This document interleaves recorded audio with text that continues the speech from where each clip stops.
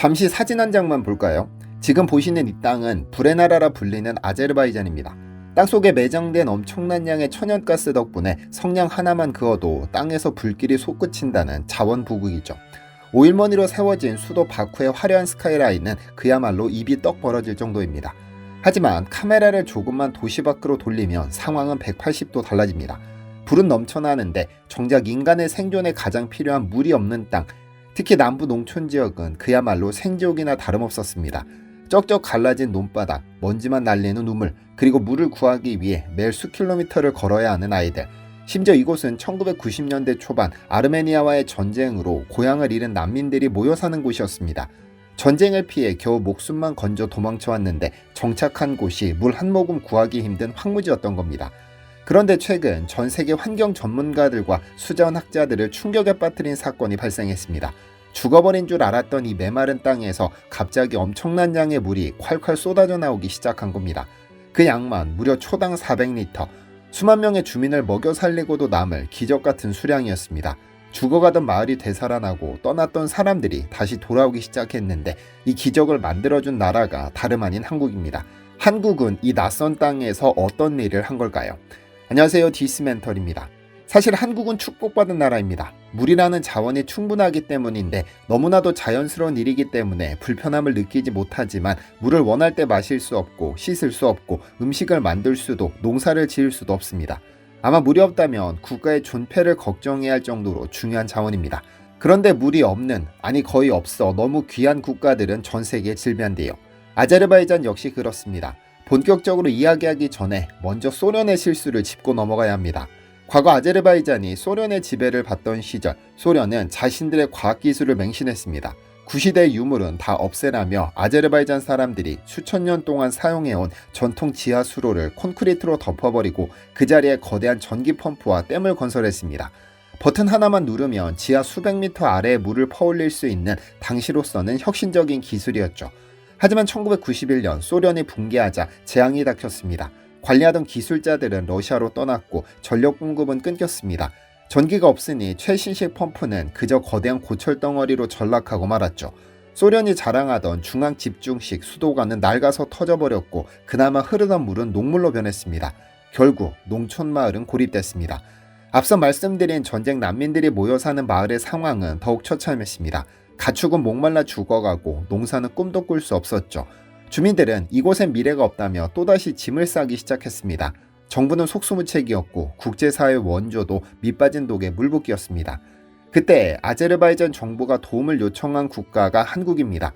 2008년경 아제르바이잔 정부는 제발 식수 문제 좀 해결해 달라면서 한국에 도움을 요청했고 한국 조사단이 현지에 파견됐습니다. 보통의 선진국 원조라면 더 강력한 최신식 모터를 사주거나 거대한 해수 담수화 플랜트를 지어줬을 겁니다. 그게 폼이나니까요. 하지만 한국의 선택은 전 세계를 의아하게 만들었습니다. 기계 대신 삽과 곡괭이를 집어들었으니까요. 한국이 주목한 것은 바로 2700년 전 고대 페르시아 시절부터 내려오던 전통 수로 방식 카흐리즈였습니다. 혹시 카나트나 카레즈라는 말을 들어보셨나요? 사막지대에서 수분의 증발을 막기 위해 지하의 터널을 뚫어 오직 땅의 기울기만으로 물을 흐르게 하는 고대의 상수도 시스템입니다. 전기가 전혀 필요 없기 때문에 한번 제대로 만들어두면 수백 년 동안 물이 마르지 않는 그야말로 친환경의 끝판왕 기술입니다. 하지만 당시 현지 반응은 냉담했습니다. 심지어 아제르바이잔의 젊은 공무원들조차 반신반의했습니다. IT 강국 코리아에서 왔다면서 왜 원시인처럼 땅굴을 파라는 거냐며 불만을 쏟아냈죠. 하지만 한국 조사단의 눈은 정확했습니다. 전기가 불안정하고 유지비 낼 돈이 없는 난민들에게 첨단 기계는 언젠가 멈출 시한부 생명이나 다름없다는 것을 꿰뚫어본 겁니다. 한국은 보여주기식 원조가 아니라 그들이 스스로 자립할 수 있는 영구적인 생명줄을 선물하기로 한 겁니다. 그때부터 시작된 복원사업은 단순한 공사가 아니었습니다. 지하 수십 미터 아래 무너져 내린 좁은 터널을 기어 들어가서 흙을 파내고 물길을 잇는 목숨을 건 작업이었습니다. 여기서 한국은 또 한 번 현지인들을 놀라게 합니다. 아제르바이잔 내에서 일자리를 잃고 사라져가던 칸칸들을 찾아낸 겁니다. 칸칸은 대대로 카흐리즈를 만들고 보수하던 장인들을 부르는 말로 소련 시절 기계화에 밀려 천대받고 실업자가 되었던 노인들입니다. 한국은 이들을 최고 기술자로 대우하며 프로젝트의 전면에 내세웠습니다. 한국의 자본과 기획력, 국제이주기구의 네트워크, 그리고 아제르바이잔 장인들의 전통기술이 하나로 뭉쳤습니다. 여기에 현지의 젊은 청년들을 고용해 칸칸의 기술을 전수받게 했죠. 노인들은 감격했습니다. 자신들을 밥만 축내는 노인네가 아니라 다시 마을을 살리는 영웅으로 만들어줬으니까요. 그리고 시간이 흘러 2024년 4월 대망의 사업 종료식에서 발표된 수치는 믿기 힘들 정도였습니다. 총 33개의 카흐리즈가 완벽하게 복원되었고 거미줄처럼 얽힌 240km의 관계수로가 정밀했습니다. 복원 전 1초에 고작 55리터가 나올까 말까 했던 물은 복원 후 초당 400리터로 폭발했습니다. 무려 7배가 넘는 수치입니다. 수도꼭지를 틀면 졸졸 흐르는 물이 소방호스처럼 콸콸 쏟아져 나오는 상황은 기적과 다르지 않았습니다. 말라 비틀어졌던 대지는 초록색으로 변했고 난민으로 정착한 주민 수만 명이 더 이상 물을 찾아 떠날 필요가 없어졌습니다. 단순히 물만 나온 게 아닙니다. 경제가 돌기 시작했습니다. 물을 댈 수 있게 되자 밀과 보리 농사가 가능해졌습니다. 가축을 기를 수 있게 되자 양계장과 양돈장이 생겼습니다. 돈이 돌기 시작하니 미용실이 생기고 재봉소가 문을 열었습니다. 한국이 뚫어준 것은 단순한 물길이 아니라 멈춰버린 마을의 경제 혈관이었던 것입니다. 이 프로젝트의 성공 소식은 삽시간에 전 세계로 퍼져나갔습니다. 세계 3대 환경상 중 하나인 에너지 글로벌 어워드는 이 프로젝트를 국가부문 수상작으로 선정하며 극찬했습니다. 전통 지식과 현대적 개발 협력이 결합한 기후위기 시대의 가장 완벽한 해답이다라면서 말이죠. 특히 아제르바이잔은 2024년 11월 제29차 UN 기후변화협약 당사국 총회 개최국입니다. 전 세계 정상들이 모이는 이 자리에서 아제르바이잔 정부는 한국과 함께한 카흐리즈 복원 사업을 기후변화에 대응하는 대표적인 물관리 모델로 자랑스럽게 소개했습니다. 아이러니한 일입니다. 가장 낡고 오래된 기술이 가장 심각한 현대의 기후위기를 해결할 열쇠가 됐으니까요. 그리고 그 오래된 열쇠를 찾아내 닫고 조여서 쥐어준 나라가 전쟁의 폐허를 딛고 일어선 대한민국이라는 사실이 말입니다. 이번 영상을 준비하면서 저는 왜 한국이 이토록 진심이었을까를 생각해봤습니다. 사실 우리도 70년 전에는 그들과 같았습니다. 전쟁으로 모든 게 파괴되고 마실 물조차 없어 미군이 주는 물탱크 차 뒤를 쫓아다니던 시절이 있었으니까요. 그렇기 때문에 한국은 알고 있었던 겁니다. 지금 저들에게 필요한 건 겉만 번지르르한 최신식 기계가 아니라 투박하더라도 절대로 마르지 않는 자립의 기반이라는 것을 말이죠. 소련은 그들에게 펌프를 줬지만 한국은 과거와 미래를 동시에 선물했습니다. 지금도 아제르바이잔 남부의 농촌마을 그 땅 밑에는 한국인들의 땀방울이 만들어낸 생명의 물이 흐르고 있습니다. 그 물을 마시고 자란 아이들은 기억할 겁니다. 가장 힘들 때 지구 반대편에서 날아와 묵묵히 땅을 파주던 꼬레라는 나라를 말이죠. 어제 제 채널에서는 세계 상위 2% 과학자가 만든 바이오케미랩 NMN 리포전 크림을 소개해드렸는데요. 김범수 교수는 전 세계 생명과학계를 뒤흔든 기적의 항노화 물질 NMN이 상온에서 분해되어 효능이 사라진다는 점을 해결하기 위해 약물 전달 물질인 리포솜을 활용했습니다. 우리 세포와 유사한 구조를 가진 텅 빈 공 모양의 리포솜 안에 NMN을 봉입시켜 NMN이 피부 속에서 최대 효과를 발휘할 수 있도록 했습니다. 관련 특허까지 등록됐죠. 그런데 영상을 끝까지 보지 못한 분들이 계셨는지 진짜 효과가 있다는 증거가 있냐는 질문들을 많이 주셨는데요.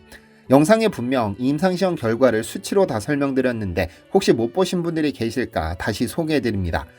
우리가 화장품을 쓰는 목적은 분명합니다. 아무것도 바르지 않았을 때보다 주름이 개선되거나 피부결이 좋아지거나 미백 효과를 기대하거나 등의 목적이 분명히 존재합니다.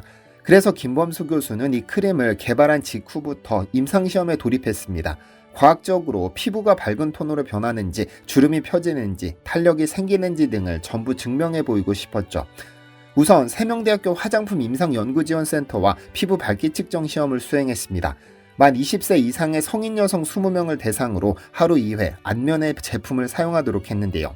그 결과 2주간 사용했을 때 4.4%, 4주간 사용한 후에는 피부 밝기가 10.6% 증가했다는 사실이 확인됐습니다.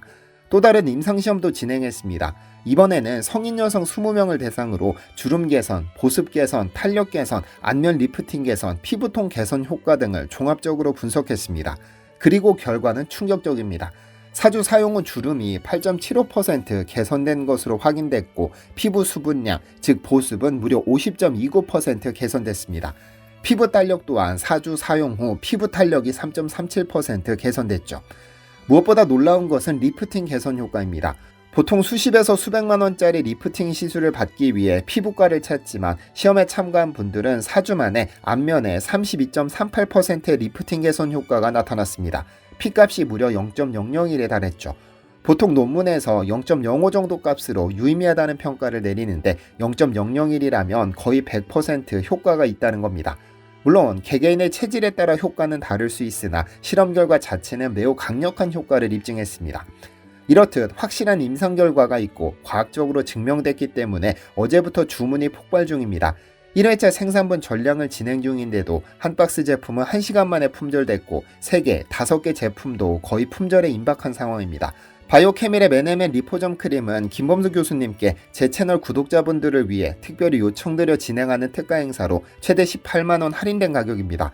제 채널에서 다시 진행할지 여부는 교수님의 결정에 달려있기 때문에 확답을 드리지 못하니 필요하신 분들은 서둘러 구매하시길 추천드립니다. 아래 고정 댓글에 구매 링크 남겨드리겠습니다. 시청해주셔서 감사합니다. 디시멘터리에서는 여러분의 제보를 기다립니다. 제 채널에서 다뤘으면 하는 뉴스 또는 널리 알려졌으면 하는 영상은 디시멘터리 네이버닷컴으로 제보해주시면 소중히 제작하겠습니다.